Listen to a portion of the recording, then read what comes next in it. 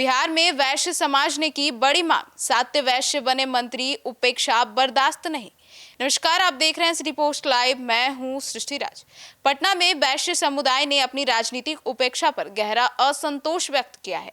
वैश्य चेतना समिति के अध्यक्ष जो है सुंदर साहू ने शुक्रवार को कहा कि राज्य और देश की राजनीति में महत्वपूर्ण भूमिका के बावजूद इस समाज को लगातार नजरअंदाज किया जा रहा है। साहू ने दावा किया कि बिहार की कुल आबादी में वैश्य समाज की हिस्सेदारी लगभग 20% है। बीजेपी संगठन और चुनावी सफलता में इस समाज का महत्वपूर्ण योगदान रहा है, लेकिन इसके बावजूद उन्हें सत्ता और मंत्रिमंडल में उचित प्रतिनिधित्व नहीं मिल रहा है।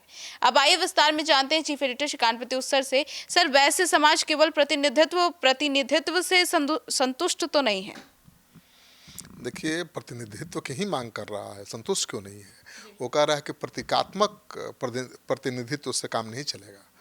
मतलब वैश्य के नाम पर किसी एक को बना दीजिएगा मंत्री और बड़ा नेता, तो नहीं चलेगा। वैश्य समाज की जो हिस्सेदारी है वो मिलनी चाहिए। जितनी संख्या भारी उतनी हिस्सेदारी मिलनी चाहिए। वैश्य समाज के नेताओं का कहना है कि बिहार में वर्तमान सरकार के गठन के बाद से वैश्य समाज को नेतृत्व स्तर पर कोई स्थान नहीं मिला है। मुख्यमंत्री और उप मुख्यमंत्री जैसे शीर्ष पदों पर इस समाज की भागीदारी शून्य है। उन्होंने ये भी आरोप लगाया है कि पूर्व के मंत्रिमंडलों में भी वैश्य समाज को केवल प्रतीकात्मक प्रतिनिधित्व दिया जाता रहा है, मतलब दिखाने के लिए, जबकि अन्य जातियों को अधिक संख्या में शामिल किया गया है। उन्होंने आगामी मंत्रिपरिषद विस्तार में वैश्य समुदाय की आबादी को ध्यान में रखते हुए कम से कम 7 मंत्रियों को जगह देने की मांग की है। उनका कहना है कि भाई, हमारी जो आबादी है उसके हिसाब से हमारी हिस्सेदारी होनी चाहिए सरकार में, और उसको लेकर वो आंदोलन भी कर सकते हैं। जी, मतलब सरकार में उचित प्रतिनिधित्व नहीं मिलने पर वैश्य समाज ने चेतावनी भी दे दी है। बिल्कुल, साहू ने चेतावनी दी है कि यदि उनकी मांगें पूरी नहीं होती है तो वैश्य चेतना समिति पूरे बिहार में जन जागरण अभियान चलाकर समाज को इस राजनीतिक उपेक्षा के प्रति जागरूक करेगी। साहू ने याद दिलाया कि पूर्व में सुशील कुमार मोदी और तारकिशोर प्रसाद जैसे वैश्य समाज के नेता उप मुख्यमंत्री पद पर रह चुके हैं।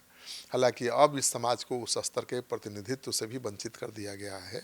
उन्होंने सवाल उठाया है कि वैश्य समाज को कब तक केवल वोट बैंक के रूप में बीजेपी इस्तेमाल करती रहेगी। देखिए, है क्या कि जो वैश्य समाज है और ब्राह्मण समाज, भूमिहार समाज, ये पूरी तरह से डेडिकेटेड रहा है बीजेपी के प्रति। मतलब बीजेपी टेकन फॉर ग्रांटेड लेती है इस वोट बैंक को, और इस जाति के लोगों का आरोप है कि भाई बीजेपी टेकन फॉर ग्रांटेड ले रही है और उनको राजनीति में हिस्सेदारी नहीं दे रही है। उनका कहना है कि उनकी जितनी आबादी है उसी हिसाब से हिस्सेदारी दीजिए। अति पिछड़ों की आबादी 36% है, उस हिसाब से दीजिए। पिछड़ों की आबादी जितना है उनको उस हिसाब से दीजिए। दलितों की जो आबादी है उनको उस हिसाब से दीजिए। लेकिन जो दूसरी जातियों के लोग जिनकी जितनी आबादी है और पार्टी के प्रति वफादार रहे हैं, हमेशा दुख सुख में खड़े रहे हैं, उनको भी तो आबादी के हिसाब से प्रतिनिधित्व दीजिए। केवल प्रतीकात्मक एक नेता को बना दिया मंत्री और दिखा दिया कि बनिया भी हो गया। एक भूमिहार को बना दिया, दिखा दिया कि भूमिहार को भी भागीदारी मिल गई। एक ब्राह्मण को बना दिया और दिखा दिया कि ब्राह्मण को भागीदारी मिल गई। ये नहीं चलेगा। मुझे लगता है कि आने वाले दिनों में इस तरह की मांग और जोर पकड़ेगी। अभी तो वैश्य समुदाय ने मांग उठाई है, अब दूसरे जाति के लोग भी उठाएंगे। तो सुना आपने, तो अब देखना होगा कि सरकार इस उनकी जो मांग है उसको किस तरीके से लेती है। आपकी क्या राय है इनकी मांग को लेकर, जरूर बताइएगा। धन्यवाद।